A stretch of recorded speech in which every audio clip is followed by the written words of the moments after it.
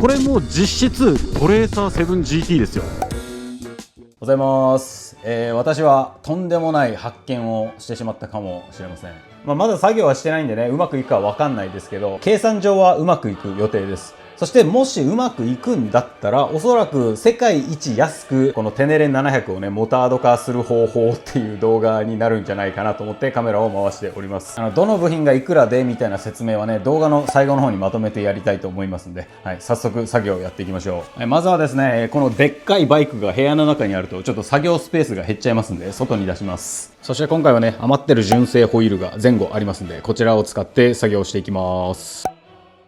とりあえずタイヤを外していきましょうね。なんかこのタイヤね、ビードが硬いって噂なんですが、落ちるでしょうか。フロントは大丈夫かな、多分。リアがね、とんでもなく硬くて、出先でパンクしてもビード落とせなくて積むみたいな話を見たことがあります。でも21インチのタイヤにしては落ちにくいね。落ちにくいけど外れはするな。裏表ね、ビードを落としていきます。ひっくり返して、裏表ビードが落ちましたら、あとはねタイヤを剥いていくだけです。でこの辺の作業はね、皆さん目つぶってても全然できる作業だと思いますんでね、あんまり説明はせずにさっさっと流していきましょうね。よいしょよいしょ。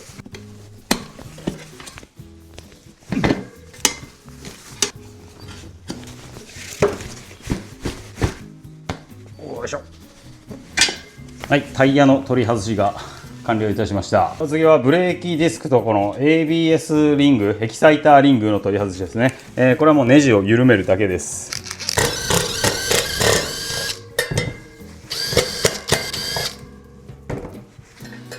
はい、そうしましたら、お次はこれですね、リムバンド外します。これ純正のリムバンドで、めっちゃ硬くてね、すごい外しにくいんですよ。ぐいーっと引っ張って伸ばしてからメリッと外しましょう。お次はこちらスポークニップルですね。これを全部緩めていきます。ここはね絵が変わんないんでタイムラプスでいいかな。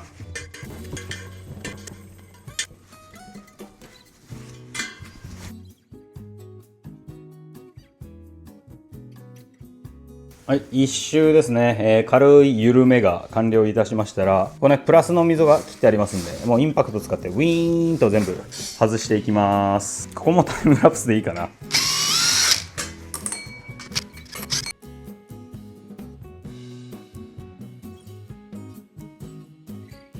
はい、36個ですね、ニップルが外せましたら、こちらのリムを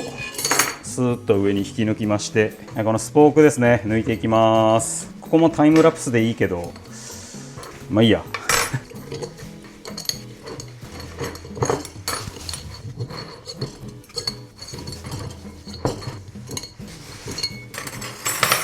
よいしょ。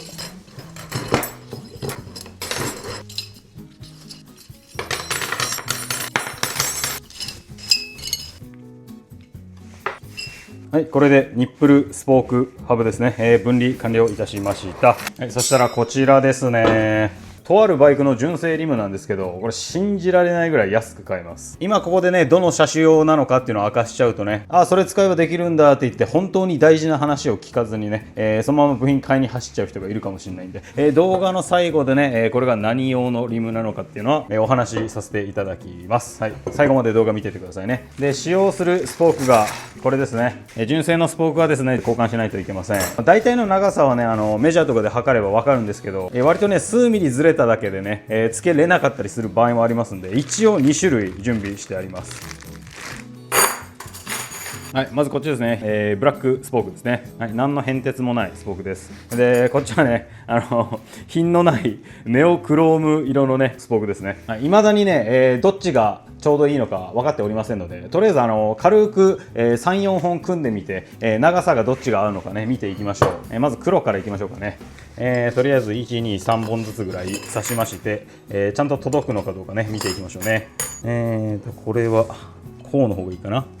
これ届かないか。届きませんね。一応ね、リムの形状ってね、2種類ぐらいありまして、標準のリム形状がこちらで、もう1種類 MT リムってやつがあるんですよ。ちょうどね、テネレのリアがこれ MT リムって言って、標準の18インチホイールにしてはこれスポークが短いんですけど、もしかしたら MT リムを購入する可能性があるかなと思って念のため買ってたのがこっちの黒スポークですね。ということでこっちのね、品のないネオクロームの、スポークを刺します。皆さんは別にこれ使う必要ないですからね、自分で組むよって時はね、1本2本3本ぐらい刺していきましょう。これなら届くはずだけどね。向きを揃えて軽くニップルをかけます。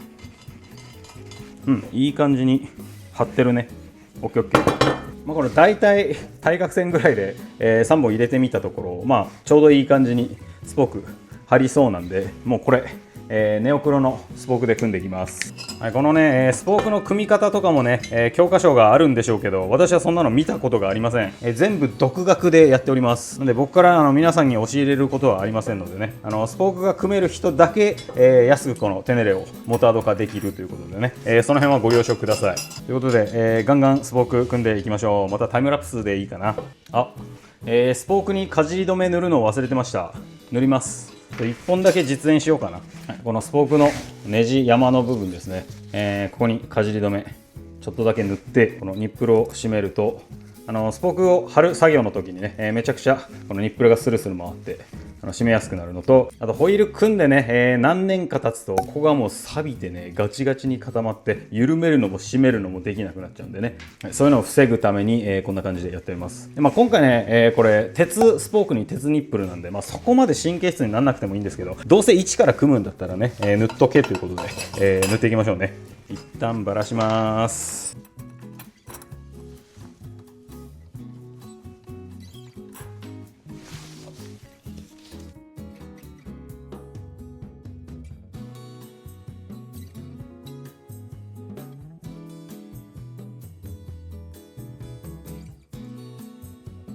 はい、スポークが一周全部刺さりました。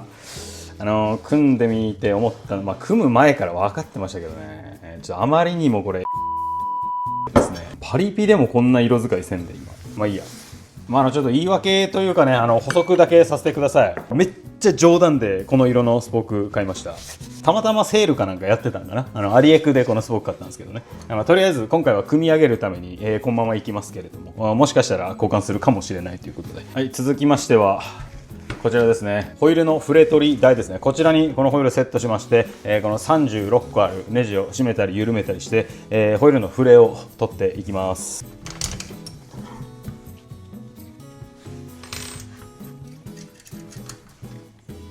はい、まずは現状のフレというか、とりあえずネジをかけただけですね。まだ締め込んですらいない状態のホイールちょっと見ていただきましょう。こんな感じです。もうワンワンワンワンホイールが触れております。このワンワンになってるのをニップルの締め加減で調整していくわけですね。これ誰にでもできる作業ではありませんので、相当根気強くやれる方じゃないと、走行中にね、ホイールがワンワンワンワンワンってなって、デスウォブルっていうんですか、ああいうことになったりもしますんでね。僕はもう誰から教わることもなく、とりあえず気合でどうにかなったんですけど、こういう作業に自信のない方は真似しないでくださいね。ということで、一旦またインパクトを使ってね、軽く一周寄せていきます。バルブ穴からいこうかね。はい、今現在がですね、軽く適当に締めただけの状態でございます。現状のフレどんな感じでしょうか。さっきよりはマシになったんじゃないですかね。緩みがなくなったらこんな感じです。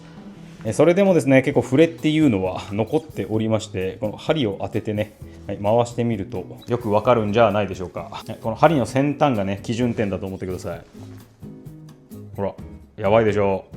このフレをね、頑張って今から取っていきます。またね、感覚的な作業になりますんで、ここから先もフレ取りが完了するまではタイムラプスかな。はい、ぶっ飛ばしていきましょう。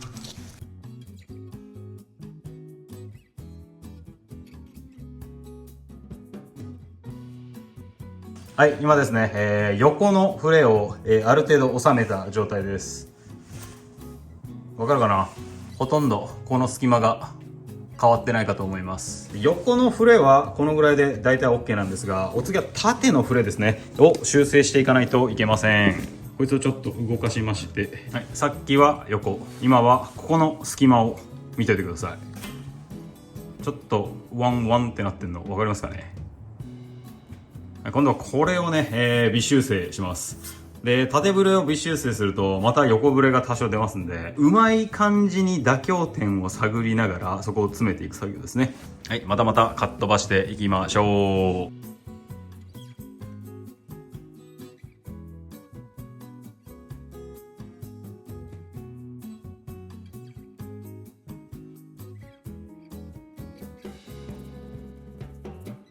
はい、完成いたしました。最終結果の方ね、見ていただきましょう。若干縦ブレがね、ないわけではないですが、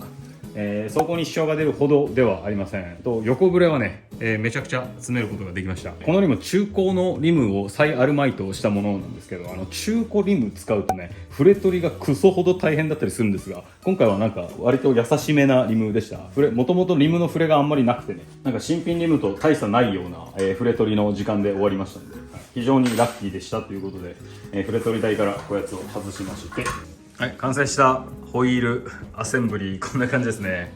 遠目で見たらね、銀色のスポークの反射かなと思えなくもないぐらいなんで、まあいいでしょう。虹色のスポーク使ってるバイク見たことないんでね、近寄って見てみたら、うわーなんだこれっつってね、ちょっと楽しい感じのホイールになったかなと思います。そしてですね、フロントのホイールはニップルをテープで埋めた後にブチルゴムのテープをさらに貼りまして、チューブレス化の加工をしようかなと思ってたんですけど、それをやるともうこのスポークですね、交換が難しくなるし、せっかく貼ったチューブレスキットをね、一回剥がさないといけなくなるんで非常にもったいないんですね。どうしようかな。なんやかんや言っておりますがね、一回組んだものをまたバラしてね、スポークだけ交換して組み直すのがちょっとめんどくさいんで、もうこのまま行きましょうかね。ここからはですね、自作のチューブレスキットをちょっと作りまして、貼り付けていく作業ですね、やっていきましょう。はい、まずはじめに準備するのがこちらですね。ニップルに貼るシールです。ちょっと厚めのね、ブチルゴムとこの布っぽい素材でできてるやつですね。これ一応ね、チューブレスキットの専用品とかも売ってあるんですけど、私はこれですね。めっちゃでかいロールで売ってあるやつをポンチで、ボスと打ち抜いて、こんな形にしております。自分 20mm ってやつを買ったんですけど、25とか 30mm の方が多分ね、このニップルを塞ぎやすいんで、もうちょっとでかい方がやりやすいかなと思います。で、そう、皆さんね、どうせスポーク交換するならね、こういうアルミニップルにしてちょっと活かした感じにしたいなって思うかと思うんですが、これ分かりますかね。アルミニップルってこのケツの部分がめちゃくちゃ分厚いんですよ。なんでね、チューブレス化するときはね、このアルミニップルのこのケツの部分がこのリムから結構出っ張っちゃうんで、ニップルテープがすごく貼りにくいんですね。なんでもしね、僕みたいに手作りのニップルテープで、チューブレス化したいって人はね、デカめのポンチを買って、完全にこのニップルを覆えるようなサイズのね、ニップルテープ作ってもらえるとおそらくうまくいく気がします。でも今回作ったね 20mm のサイズだとね、この厚み出っ張ったら多分全部覆えないんですよね。なんで、チューブレス化が多分うまくいきません。あとやっぱ出っ張ってる分ね、綺麗に貼るのが難しくなりますんでね。でスポークの太さ自体はねこれ同じなんで実は使えるんですよこれ。ここに、その場合ね首系とかもちょっと太いんで、このリムの穴を拡大したりとかそういう作業も必要になってきますんでね、多少面倒くさいかなといったところです。で組めることは組めます。はい、ということで注意事項の説明も終わりましたんで、今度はねこのホイールの方をしっかりパーツクリーナーで清掃していきます。今回はね中古のリムを再アルマイトしてもらってますんで、一回サンドブラストとかも入っておりますし、そこまで入念にやらなくていいのかなって感じなんですけれども、中古のリム買ってきてねそのまんまねチューブレス化しようと思ってる方がいらっしゃいましたら、ワイヤーブラシとかでねしっかりサビの粉とかを落とした方がチューブレス化がね成功しやすいんでね、塗装とか洗車もそうですけど、やっぱね下地がめちゃくちゃ大事なんでね、しっかり油分を拭き取っていきます。さっき使ったねかじり止めみたいなやつもね、多少ついてたりしますんでね、そういうのの拭き漏らしがないようにしっかりね、ちょっとペーパーウエスの粉が出てるんで布でしっかりもう一回拭きます。はい、そうしましたら、自作したニップルテープですね、貼っていきます。はい、できるだけセンターに合わせて置いて、しっかり中心から外側に向かって貼り付けていきます。この時にねシワが寄ったりするとそこからエアが逃げる原因になりますんでね、できるだけみちみちにブチルテープをねこう押しつぶしながらねしっかり貼ります。はい、残りはまたね、同じ作業がずっと続きますんでね、タイムラプスでやっていきましょうね。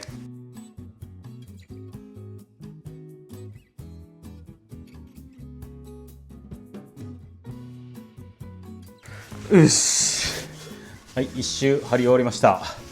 作業が地味すぎる。そしたらまたこの同じテープですね、今度は丸く切ってないやつをここに一周貼り付けます。このバルブの穴のちょい過ぎからこう貼り始めて一周してきて、終わるところはバルブの穴を通り越した後ですね、ここスタートここ終わりぐらいで貼っていきます。そうリムってね、平面じゃなくてちょっとこう反ってるんでね、できるだけ隙間がないようにね、ゆっくり押さえつけながらね貼っていきます。本当はねこの幅にちょうど合うぐらいのテープだったらいいんですけどね、これちょっと広いんですよ。でだいたいこのぐらいの幅 50mm だったかな、このぐらいのやつしか売ってないんで仕方ありません。しっかりまっすぐね、とりあえず真ん中を決めまして、ゆっくり貼り付けていきます。これもまたタイムラプスでいいか、面白くないもんね、こんなん見ててもね。コツというか、気をつけることは、このニップルの穴からシワが寄って外に出てなければ OK です。はい、やっていきましょう。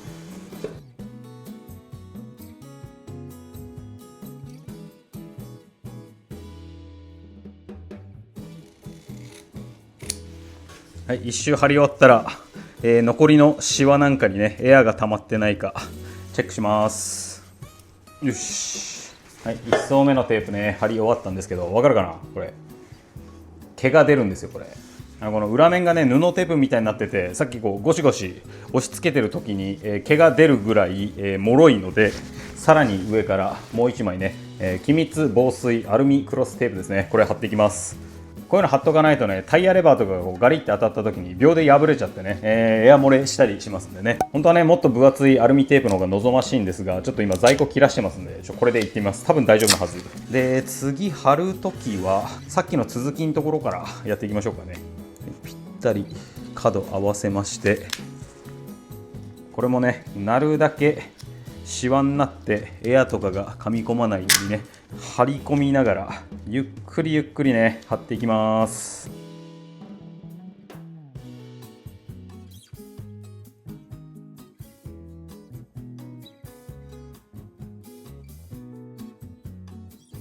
はい、アルミテープまで貼り終わりましたら、お次はバルブ穴ね。ここにテープごと穴を一旦開けまして、エアバルブを装着していきましょう。綺麗に穴開けるためにねドリルで一旦さらいます。はい、そしたらチューブレス用のエアバルブですね。これをこっち側からぶっ刺しまして、ナットをかけます。映ってるね。しっかり手で締まるとこまで締めたら、工具でもうちょっと追い込み OK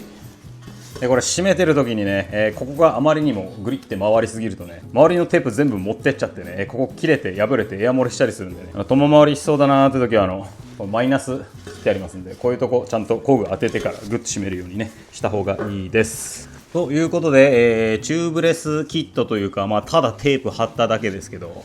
作業完了ですね。お次はタイヤを装着していきましょう。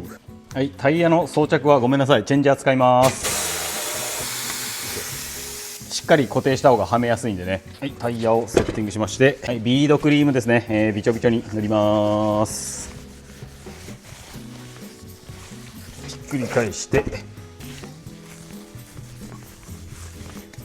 入るかな、入りませんね。これはアーム使えるか。ホイールが細いんでね、もしかしたら固定だけして、あとレバーで入れないといけないかもしれない。うわー遠いね、これレバーで入れよう。はい、ということで気を取り直して一旦かけます。よいしょ。は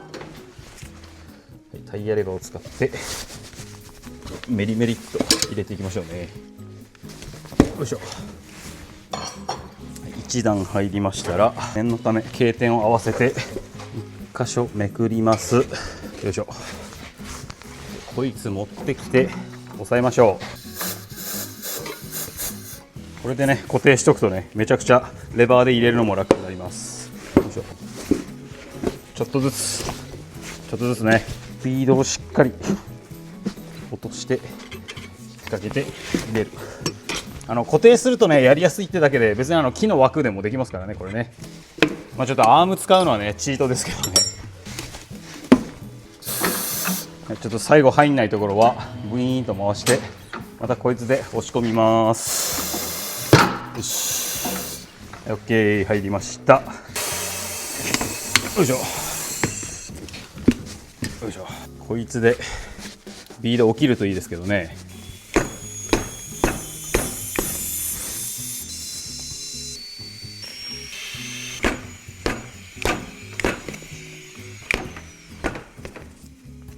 来たんやない？うお、上がんないね。やっぱタイヤが冷たくて硬い。来た。はい、これでタイヤの装着は完了ですね。はい、あとはね、外してた ABS のローターと、あとブレーキディスクですね、取り付けたらフロントホイールは完了ですね。ABS ローターは8ニュートンメートルです。とブレーキディスクは一旦掃除しましょうかね。でそうだ、ブレーキディスクは確かねネジロック剤濡れとのことだったんで入れときます。本当はね一回タップ立ててもともとついてたネジロック剤とかも掃除した方がいいんですけど、まあ取れなければ OK なんで、はい、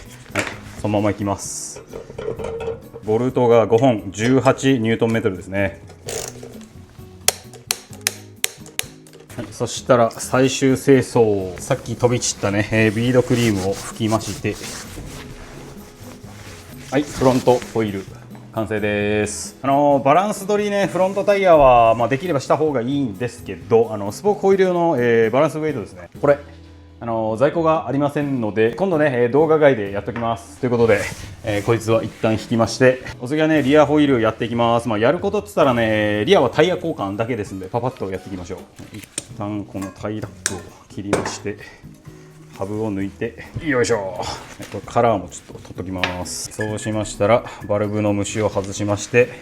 リアホイールは太いからもうチェンジャーで一気にいっちゃいましょうかね。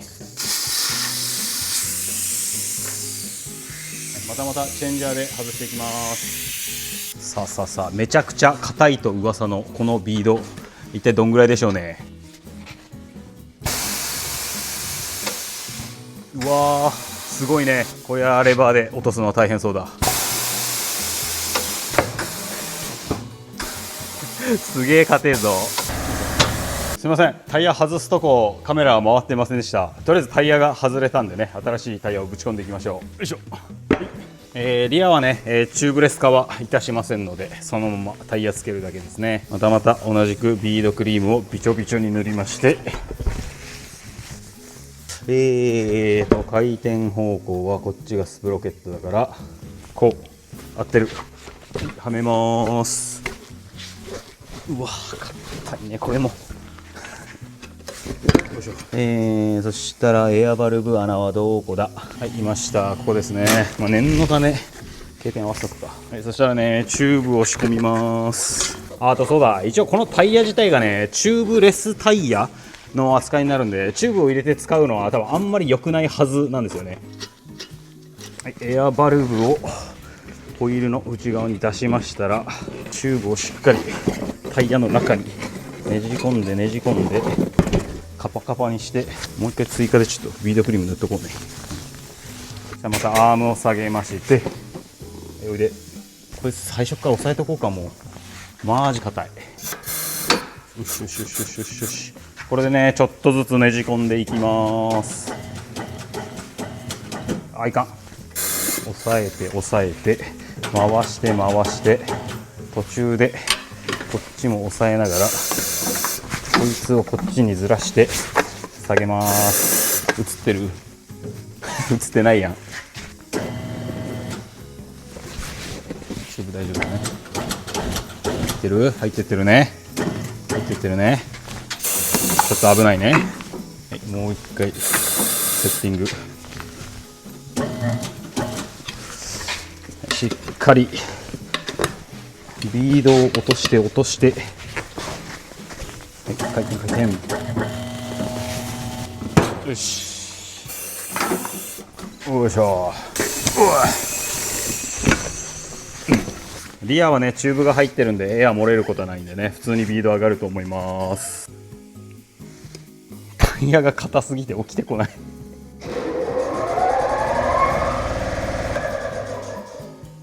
よしよし、いいかな。はい、リアタイヤ装着完了です。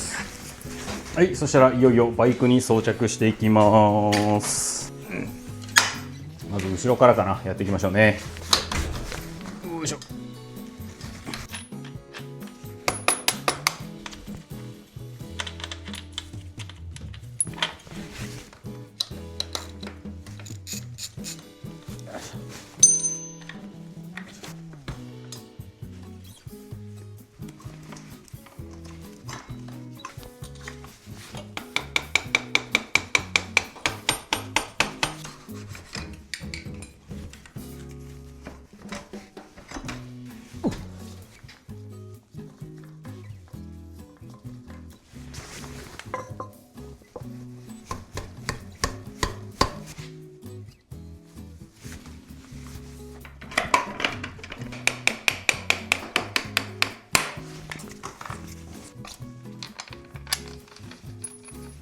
もともとつけてたねでっけえスプロケット用のチェーンなんで、ものすごいダルダルです。多分これマックスまで引いても全然チェーン張ってくれないと思いますんで、一旦ねこのチェーンを外して純正の長さのチェーンに戻したいと思います。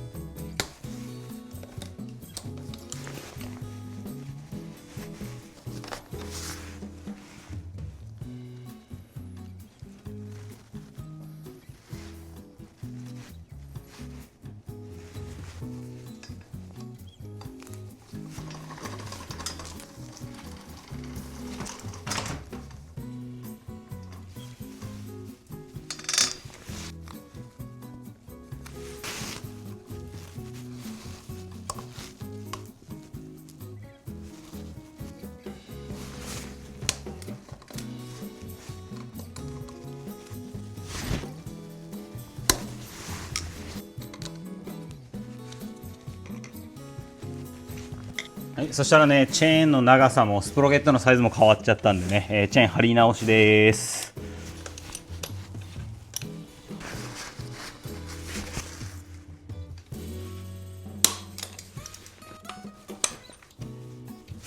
はい、お次はフロントですね。交換していくんですが、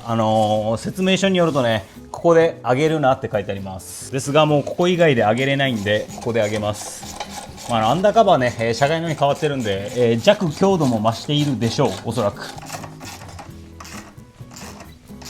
よしよし、よいしょよいしょ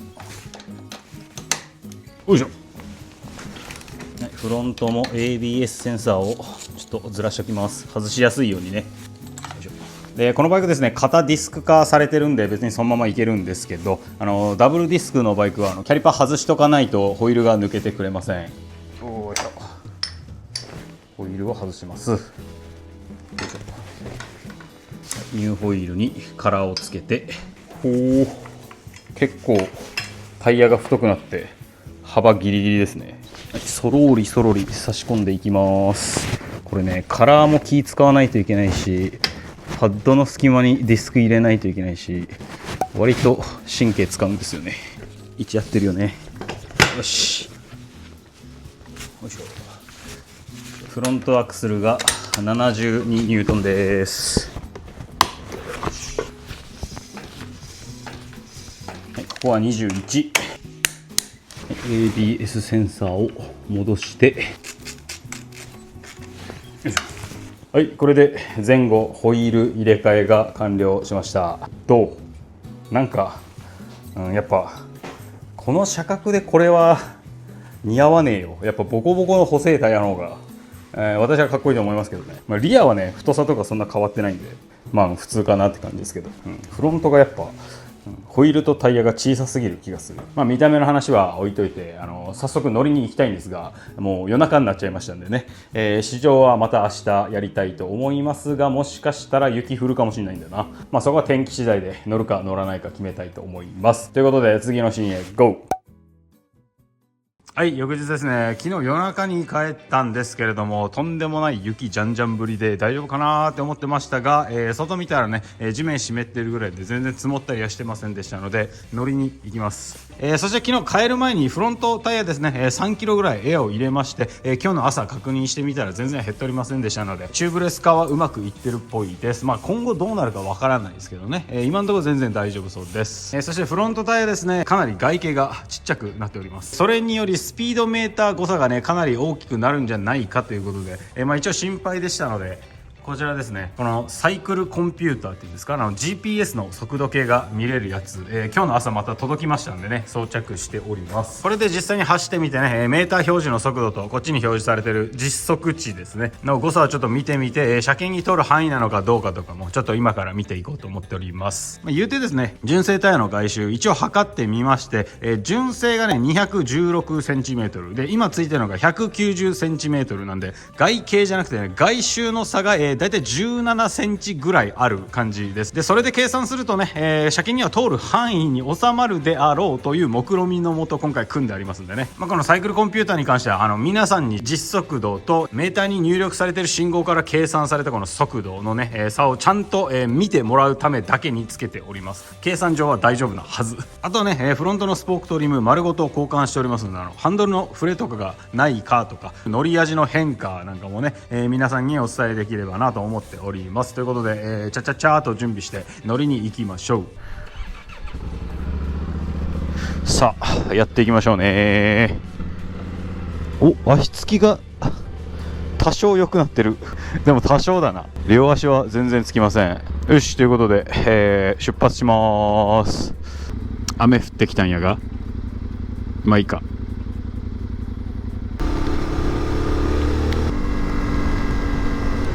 はい、いつもの人気の少ないツーリングスポットですね。ちょっとあいにくの天気ですが、やってまいりました。でも無事ね、雨はもう止んだかな。止んでよかったですね。はい。ということでね、早速スピードメーターの誤差だったりとか、乗り味の変化みたいなのを、ちょっとお話ししていきたいんですが、その前に、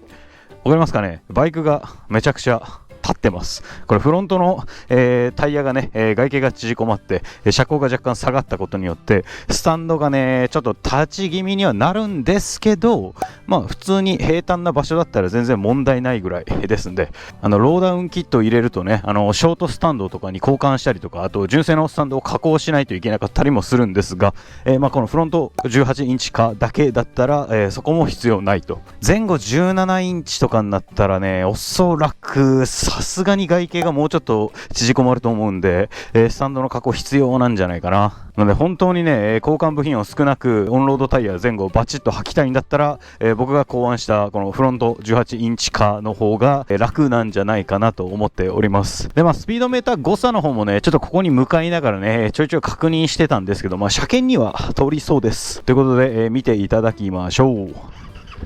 はい、しっかり後ろをチェックして、はい、行きます。はい、現状の基準がですね、バイク側、車側のスピードメーターが40キロで表示になっているときに、実測が 30.4 キロから 42. 点何キロぐらいの幅なんですよ。なので、ハッピーメーターの方には緩いけど、実際の速度より遅く表示するのにはめちゃくちゃ厳しいっていう感じなんですよね。でね、今ちょうど40キロぐらいなんで、はい、この GPS メーターの方を見ていただきましょう。31.5 とか32とかそのぐらいを行き来しております。今41キロで33キロとか32キロとかですね。はい、だいたいこのぐらいなんで、車検に通る範囲内には、メーターの誤差はしっかり収まっております。はい、これで一安心ですね。このテネレ700っていうバイクですね、純正状態で結構ハッピーメーターらしくてですね、海外のこのテネレのフォーラムなんか見てると、あまりにもハッピーすぎるから誤差を補正するやつなんかないんかみたいな話になって、個人的にフロント側の ABS のエキサイターリングですね、溝がピーって入ってる金属の輪っかですよ。あれの溝を数%減らしたものを作りましたみたいな、欲しい人いたら売りますとか言ってあるんですよ。実際にそのスピードメーターを実測に近づける用のエキサイターリングみたいなのが、海外の個人がが、制作して販売してたりとか、あとはねドイツかなんかのバイク部品の通販サイトにそれがあって、それは多分なんかどっかのメーカーが作ってるものだと思うんですけれども、もしかしたらそれを買わないといけないんじゃないかと思ってましたが、まあギリギリ大丈夫そうです。で一安心というところですね。もう一つね心配事がありまして、フロントのスピードが、速く入力されるんで、リアとの誤差で ABS のランプとかがもしかしたらつくんじゃないかなとかも思ってたんですけど、それもなさそうです。全然 OK ですね。はい、なんでとりあえずもう18インチのリムとスポークセットとあとタイヤさえあれば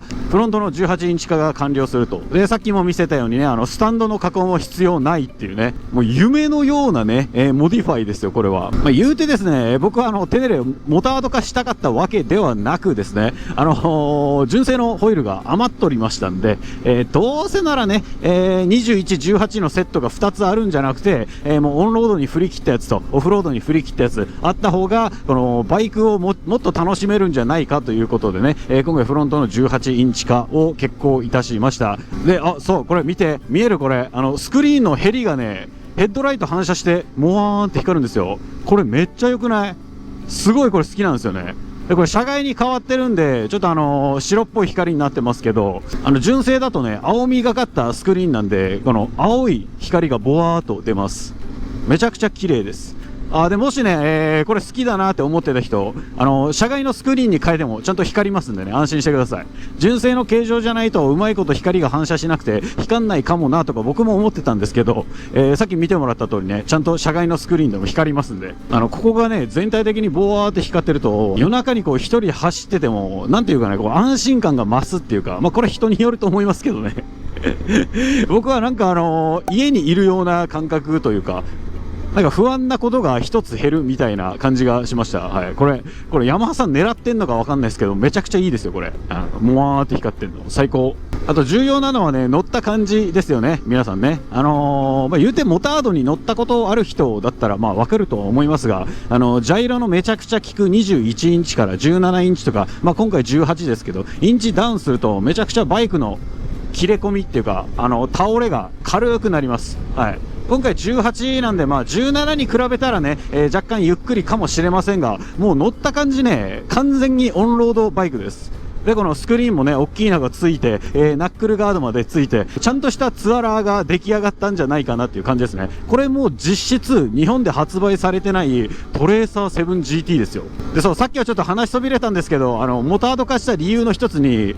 トレーサー 7GT 欲しかったんですよ僕。テネレはもう完全にオフロード用のバイクとして置いといて、なんかツアラーが欲しいなってなった時に MT-09 までの馬力はいらないなーって、3気筒はいらないな、もう2気筒でいいかなーって思ってたんで、普通のねオンロードツアラーを買うってなったらおそらくね日本で買えるんだったらトレーサー 7GT を選んでたと思います。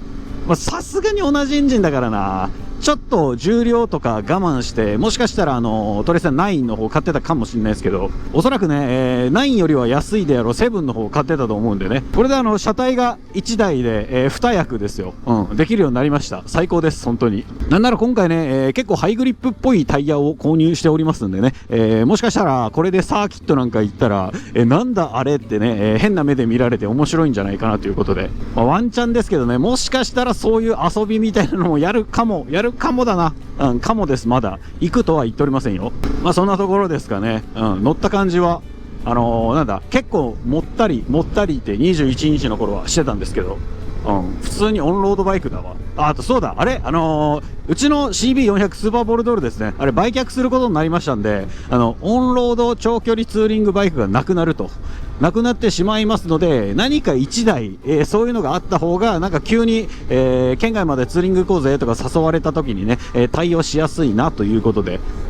ボコボコのオフロードタイヤだとちょっとね減りが早すぎてもったいないので、こういうホイール1セット作っておくとそういう時にも便利かなっつってね、バイク増やせばいいんですけどね、もうガレージの方もね、バイクがめちゃくちゃ増えすぎて、なんなら知り合いのバイクとかまで置いてるんでもうパンパンなんですよ。だからこれ以上台数増やせないけどオンロードロングツーリングバイクが欲しいなってなったら、今の自分にはこれが一番安上がりな解決法だったということですね。あとはですね、前後18インチのバイクをモタードと呼んでいいのか問題みたいなところもあると思うんですけど、僕はまあ呼ばなくていいかなと。実質トレーサー 7GT が出来上がったよーって感じで、モタードとは思っておりません。まあ、そもそもあんまりモタードっていうのがね、あんまり好きではないというか、まあ、そもそもオフロードバイク気違いですんでね、フロント21、リア18のボコボコのタイヤ剥がして山走ってた方がまあ楽しいだろうと、思ってる方の人間ですんでね、このバイクはテネレではなくトレーサー7だと、はい、モタードではないと言い張りたいですね。まあ、言うてね、モタード過激派みたいな人はね、17インチ、もしくは競技者とかが使ってる 16.5 インチじゃないとモタードと認めんみたいな人もいるでしょうし、なんならなんかオンロードっぽいタイヤを履いてるオフロードバイクは全部モタードみたいにね思っちゃう人もいるでしょうし、まあ、その辺の感覚は皆さんの価値観にお任せいたします。はい、いやそれにしてもね、めちゃくちゃ良いですよ。良いなんか本当に違うバイクなんじゃないかってぐらい性格が変わりますね。まあ、ちゃんとしたツアラーよりかはやっぱ柔らかくてね、ニューンって沈む感じはあるんですけど、逆にバイクの動きとかがこう分かりやすいっていうか、なんかちゃんとブレーキをかけてフロントを沈めました、さあ曲がるぞみたいなのが分かりやすいんでね、ライディング練習機としても非常に良いんではないでしょうかっていったところですね。でそもそもこの700のエンジンですね、回せば馬力あるし、回さなければなんかこうまったりも走れるしみたいな、すごく万能な、まあ、悪く言えば中途半端ですけど、まあ、よく言うと万人受けできるっていうかね、どんなバイクに乗せてもある程度仕事こなしてくれるみたいなエンジンですんでね、まあ、言うてね、オンロードツーリングに僕誘われることがほとんどありませんのでね、まあ、自分から誘ったりもしないんですけど、このホイールセットを使うのは年間数回あるかないかぐらいだと思われます。はい、はい、ということでね、ここまで長々と、作業試乗シーン見ていただいてありがとうございます。ここから皆さんお待ちかねかどうかは知りませんが、どんな部品を使ったのかとかね、いくらかかったのかみたいなね、説明に入っていきます。ガレージまでカット。でかいでかいでか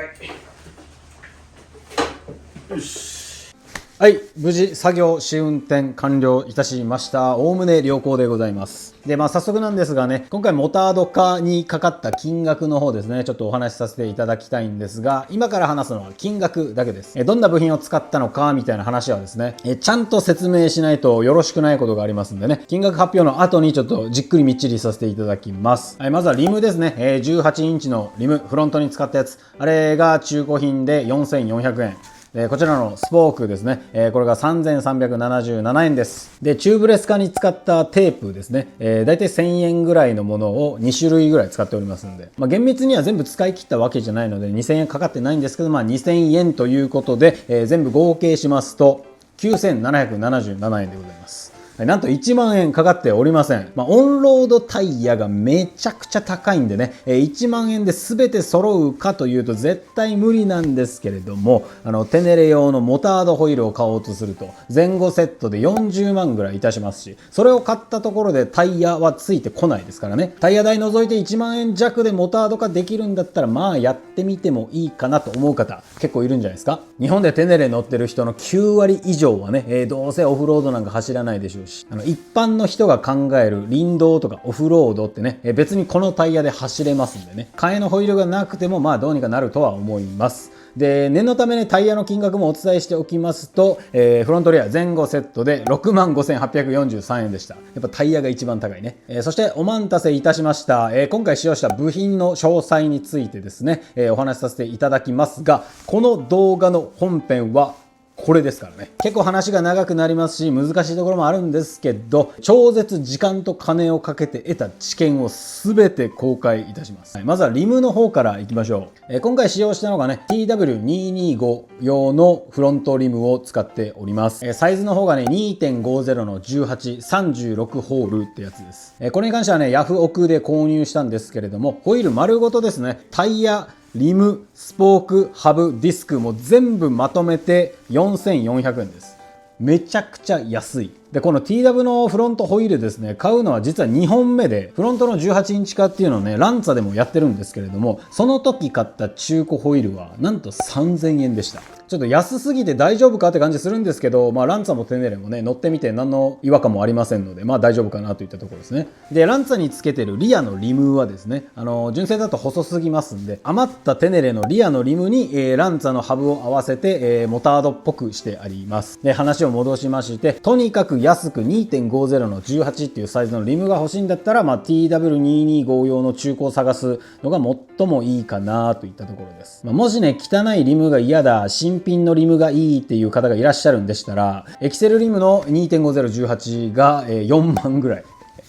ムースレーシングっていうアメリカの会社が出してるやつがウェビックとかで買えるんですけど、それが3万ぐらい。で、一応購入は可能です。でも、そんな金出すんだったら17インチリム買えちゃうんですね。ですが、さっきも話した通りね、17インチだとね、外径が小さくなりすぎて、スピードメーター誤差が車検適合外まで、ぶっ飛んでいっちゃう可能性も大ですし、スタンドの加工とかもね、必要になってきそうなんで、ポン付け OK な18インチが安い、早い、うまい。でいいんじゃないかなと私は思います。で、TW 以外にですね、その他ね、使えそうな車種がありまして、ホンダの CB223S だったり、FTR223。のフロント用は同じ 2.50 の18っていうサイズで、スポーク穴数も同じ36ホールなので、おそらく使えるかなと。で、こちらに関してもね、ヤフオクで割と安くホイール丸ごと出品されてたりするんで、TW が見つかんないよとかね、どうしてもシルバーのリムがいいとかね、そういう場合は CB 用だったり FTR 用なんかを探してみるのもいいかなとは思います。で、今回買ったリムはね、中古なんですけれども、元々が黒だったんでね、前後で色が大きく変わるの嫌だなーっつって、サイアルマイトを業者さんにお願いしてやってもらってます。で、TW の純正がね、黒い塗装が施されてるリムでして、業者さんがね、一回サンドブラストで、塗装の剥離をやってからアルマイトしてありますんで、ちょっとマットな感じになっております。元々がアルマイトのリムだったら、科学的に、アルマイトを剥がして、再アルマイトって形になるので、ツヤありになるんですけど、今回はサンドブラスト処理プラスのアルマイトで、組んでる時にね、みんなよく見てたかなと思いますが、あんな感じになるっていうところですね。で、結局アルマイトにもね、お金かかっておりまして、再アルマイトが1万で、オプションのサンドブラストの料金が5000円プラス送料で、確か17,600円ぐらいだったかなは個人的にかかっておりますが、それは別にやらなくてもホイール自体は組めますんでね、今回の金額からは除外させていただいております。で、話戻しまして、CB223S はあんまり見ないんですけれども、FTR223 だったり TW225 だったりね、とんでもない台数売れたバイクですから、部品の入手性は非常に良いし、中古部品も安く手に入ると。で、今回みたいにね、再アルマイトに出してしまえばもうほぼほぼ新品みたいな見た目になって帰ってくる。これはもう奇跡ですよ。気づいた自分を褒めてあげたいぐらいです。で、ちょっと追加でね、リムの幅の話になってくるんですけど、CB とか FTR のリア用ですね、3.00 の18っていう、今回フロントに使ったものよりワンサイズ太いやつ、もしかしたら組めるかもしれないんですけど、今回組んだタイヤっていうかね、自動的に110、80の18っていうサイズしかほぼほぼ選べないんですけれども、その標準リム幅がですね、2.50 指定になっておりまして、タイヤメーカーがこの幅のリムに組むと、タイヤの形状が一番良くなりますよという、その標準リム幅が 2.50 指定になっておりますんで、3.00 っていうリムにもね、一応はまりはするけど、タイヤのプロファイルがね、ちょっと変わっちゃってね、タイヤの曲率ですね。リムが太くなるとタイヤがビヨンって外に開いて、設置してる部分の丸みが結構変わっちゃうんでね、乗り味が良くないみたいな可能性もなきにしもあらずあるっちゃあるんですけれども、標準リム幅ドンピシャが 2.50 ってだけで、適合リム幅ですね、一応入りますよっていう枠内には全然収まってるんで、組もうと思えば全然組めるし、乗ろうと思えば全然乗れるとは思います。なんでね、どうしても太いホイールじゃなきゃやだって人はね、頑張って組んでみてください。それとですね、CB と FTR のリアですね、18インチなんですけれども、ドラムブレーキになっておりますので、スポークの穴の角度も多少今回組んだものとは違うものになっております。で、MT リムってやつなのでね、スポークの長さもね、結構変わっちゃうんですよ。なんでね、そのあたりはね、各自計算して頑張って組んでもらうしかありません。はい、テネレのね、フロントハブに18インチのリムを組むみたいな前例がないと思いますんで、リムのメーカーだったりね、ヤマハとかに問い合わせてもおそらくわからんっていう返事しか来ないんじゃないかな。はい、こういったね、必要なスポークの長さとか、リムの穴角度とかの情報ってね、ネット上に全くないんですよ。誰もやってないから。だからそういう情報が欲しいんだったら、人柱になるつもりで、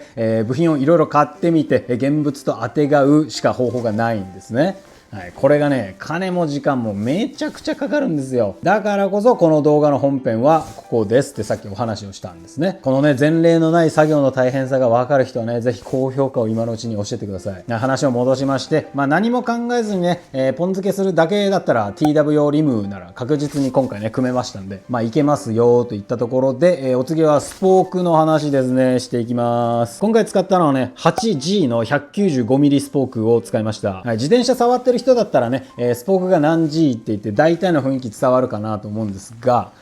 バイクのスポークの太さを気にしたことがある人って日本に100人もいないと思いますんで、もうちょっとちゃんと説明すると、太さが 4.0mm のスポークが主に 8G と呼ばれてるみたいですね。大体のね、フルサイズのオフロードバイクのリアがこれと同じ 8G、4.0mm のスポークで、21インチのフロントとかは 9G、3.5mm のスポークを使ってることが多いです。もうちょっと排気量が小さくなったね、125のオフロードバイクだったら、フルサイズだったとしても、リアが 9G、3.5mm。で、フロントは 10G ですね。10ゲージっていうのかな。3mm のスポークだったりすることもあります。で、テネレはね、さすが大型バイクですね。フロントが 8G、今回使った 4.0mm のスポークで、リアに至ってはね、7G ですよ。見たことありません、そんなスポーク。太さが 4.5mm のスポークでね。で、またまたちょっと脱線するんですけれども、前回ね、リアホイールを1から、組み直した時にね、MT リムから標準リムってやつに変えたせいで、スポークもね、長いものに交換しないといけなくなりまして、純正が 7G だから 7G のスポークないかなと思ってクソほど探したんですけど、どこにも売ってなくて、頭を抱えた結果、8G でも大丈夫やろうっつってね、純正よりワンサイズ細い、スポークを使って組んだみたいな話もあります。はい、何度も脱線して申し訳ありません。で、今回フロントに使ったのはね、純正と同じ太さの、8G です。で、長さが 195mm のスポークで、左右とも同じ長さで OK です。ハブの形状とかによってはね、イン側が何ミリ、アウト側が何ミリみたいな感じで、何種類かスポークを準備しないと組めないみたいなものもありますが、テネレに関してはね、1種類で済む優しい設計でした。で、ヤマハはね、36本スポークっていうのが多いんで、もし買うときはね、36本入りを買うようにしてください。メーカーや年式によってはね、32本だったりとか、40本だったりとか、いろいろありますんでね、気をつけましょう。で、今回買ったスポークはですね、アリエクで購入しております。中国の、Amazon みたいなやつですね。なんでアリエクで買ったかっていうと、日本で買えるスポークってね、純正か、ダチっていうメーカーの純正同等品、もしくは純正と同じサイズのステンレス板みたいなものばっかりで、だいたい長さが書いてないんですね。なんでね、ハマるかどうか全く予想ができないものになりますんで、それは除外しまして、もしね、長さを選べるスポークがあったとしましょう。実際にダチも長さが選べるスポークを販売してはいるんですが、ブランクスポークっていう曲がってないスポークしかないんですよ。長さが選べるやつがね。なんでもしね、ブランクスポークっていうのを買っちゃうとね、こういったスポークベンダーっていう工具を使ってね、曲げるしかありません。こんなんバイク屋さんでもなかなか置いてないような工具ですよ。そして実際まっすぐのスポークを買っていざ曲げるぞーってなったとしても、どのぐらい曲げるかっていうのはね、経験と勘でやるしかありませんので、素人がやるにはハードルが高すぎるんですね。そしてブランクスポークだったとしても結構いいお値段します。そこで現れたのが救世主アリエク。ものすごい種類のスポーク選び放題で、値段も純正の半額ぐらい。ものによってはね、結構いい値段するやつもあるんですけれども、それでも純正よりも安いものがほとんどでした。なのでね、今回前例のないテネレのフロントハブに18インチリムを組むっていう作業でしたんで、とりあえず3万円分ぐらいいろいろスポークを買い漁ってね、このテネレはもちろんさっき見せたランツァにも使う予定がありましたんで、あれじゃねえこれじゃねえっつってね、いろんなスポークを現物合わせしていった結果、テネレのフロントハブに18インチ標準リムを組むと 8G の 195mm が使えそうだということが分かりりまして、今回無事組むことができたっていう感じですね。それとね、スポークの曲がりに関してなんですけれども、こういったね、中途半端な曲がりをしてるやつだったり、さっきも話したね、まっすぐのブランクスポーク、あとドラムブレーキ車なんかによく使われているね、90度曲がってるスポーク。大体この3種類ぐらいしかありませんので、この手元にあるようなね、中途半端な曲がりのやつを買えば、大体は組めるんじゃないかなと思います。あと長ささえ合ってればね、ここの曲がりが若干違ったとしても、スポークってね、ちょっとしなるんですよ。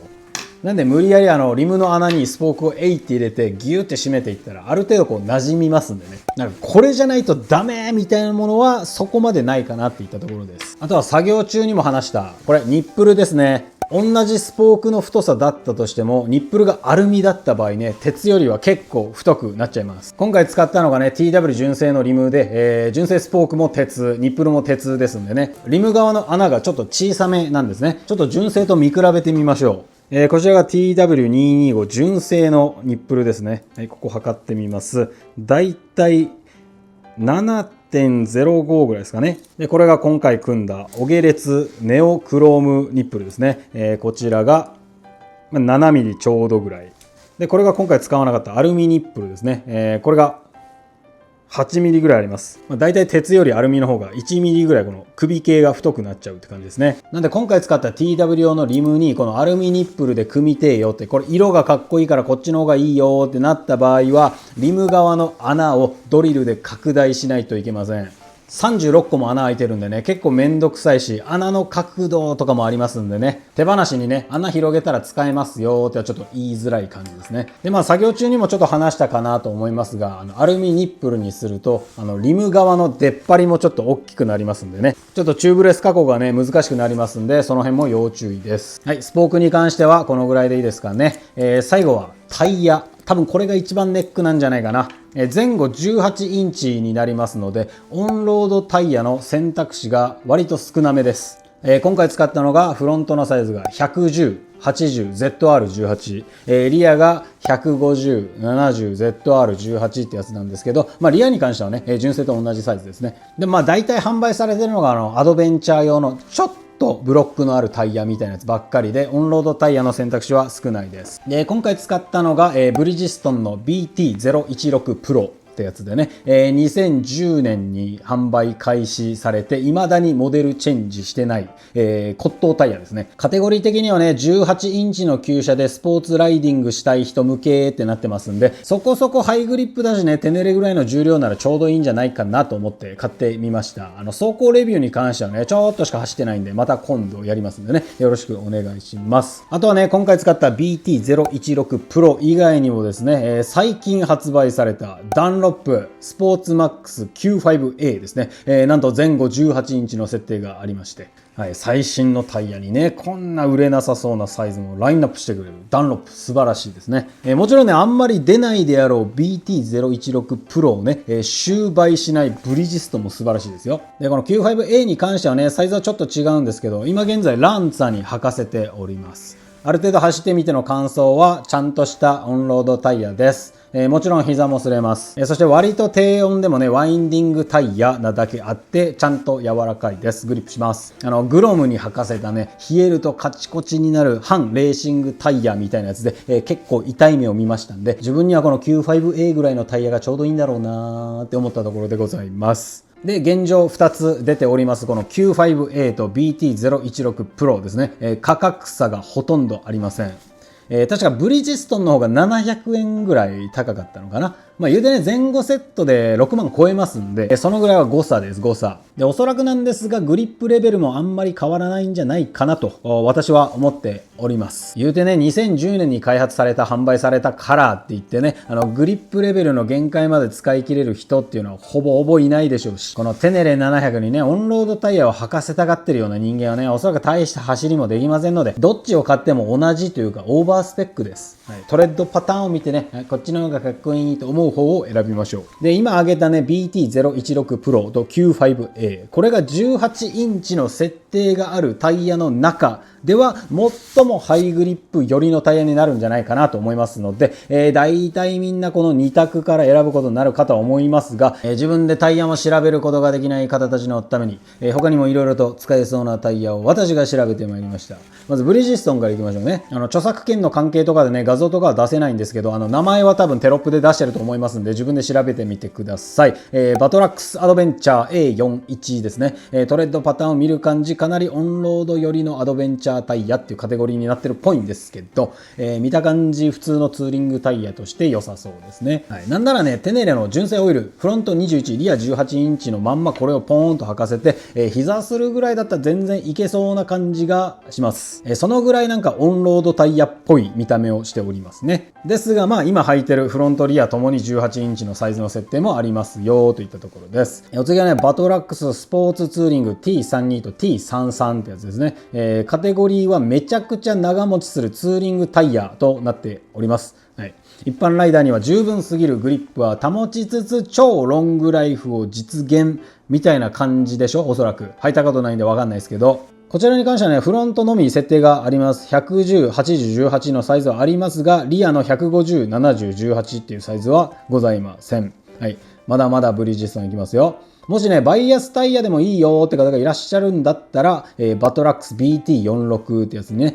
今履いてるフロントの110、80の18っていうサイズじゃなくて、110の90の18っていうサイズがありますんで、これならおそらくスピードメーター誤差もね、もうちょっと少なくなりそうです。メーター誤差がどうしても気になるって方はね、これを選んでもいいんじゃないでしょうか。あとね、バイアスなんで安いですね。4万弱で前後揃います。はい、ブリヂストンはこのぐらいにしときまして、お次はダンロップタイヤ行ってみましょう。Q5A はもちろん、スポーツマックスロードスマート4ですね。こちらも選べます。これに関してもね、割と新しめのタイヤじゃないですかね。カテゴリーはね、ツーリングタイヤになっておりまして、ドライでもウェットでも昼でも夜でも走ってて疲れにくいタイヤであると。そして乗り心地もいいってね、バイク用のタイヤにしては珍しい売り出し方をしてます。で、ライフも長い。っていうのをメーカーページに書いてありますね。テネレに履かせるんだったらね、これが一番合ってる感じはするんですけど、ロンツー行くだけだったらね、別に純正のタイヤホイールセットでも全然いけちゃいますし、結局ちゃんとした17インチのツアラーに履かせた方がおそらく快適な旅ができると思いますんでね、テネレをモタード化するような人には逆に選ばれなさそうですね。お次はスポーツマックス GPR300、言わずと知れたスタンダードタイヤでございます。CB400 スーパーボルドールを買った時に最初これがついておりました。タイヤ何でもいいから国産の安いラジアルくださいって言ったら大体これになるかなっていうイメージのタイヤですね。はい、普通に走る分には何の問題もないかなと思います。はい、そんなところでテネレに履けるオンロードタイヤというくくりだと、まあ大体こんなところですかね。18インチっつったらね、オフロードタイヤだったりとか、アメリカン用のようわからんサイズだったりとかね、あとはスクランブラー用とかね、クラシックバイク用とかね、微妙に太かったり細かったり、扁平が薄かったりね、履こうと思えば履けるけど、何かしら問題が起きそうなものが多かったので、今回挙げた7種類ぐらいから選ぶことになります。今回選んだね、BT016 みたいなね、ハイグリップっぽいタイヤとツーリングタイヤっていうね、タイヤカテゴリーの中での2大巨頭からもまあ選べますん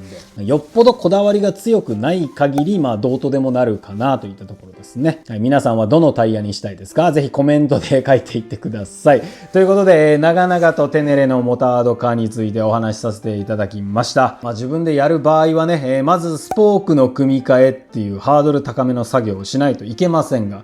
誰に習ったわけでもない、動画でやり方を学んだわけでもない僕ですらできましたんで、まあみんな、どうにかなるでしょう。頑張って。そして今回の動画で話した情報っていうのはですね、本当にネットのどこ探してもありません。この私が身銭を切って仕事をサボってバイクをいじって培ってきたものですのでね、はい、見れた人はラッキーですよ。正直メンバーシップで公開したかったぐらいですからね、それがタダで見れてますんで、現在テネレに乗ってる人も今後買うつもりの方も別に買う予定ないけどなんか見たって人もね、高評価をポチッと押していただけると今後の励みになります。それとチャンンネル登録もぜひよろしくお願いします。動画見てる人の7割が未登録です。非常に悲しいです。涙が止まりません。あとコメントの方もね、気軽にしていってください。何書いていいかわからんって方はね、好きな寿司のネタでも書いときゃいいですから、よろしくお願いします。あとはね、このタイヤに変えてからのちょっとロングツーリング動画みたいなのも撮るかな、撮らないかな、一緒に行ってくれる人がいたら多分撮るかもしれません。お楽しみにということで、以上、今回の動画はここまで。最後までご視聴ありがとうございました。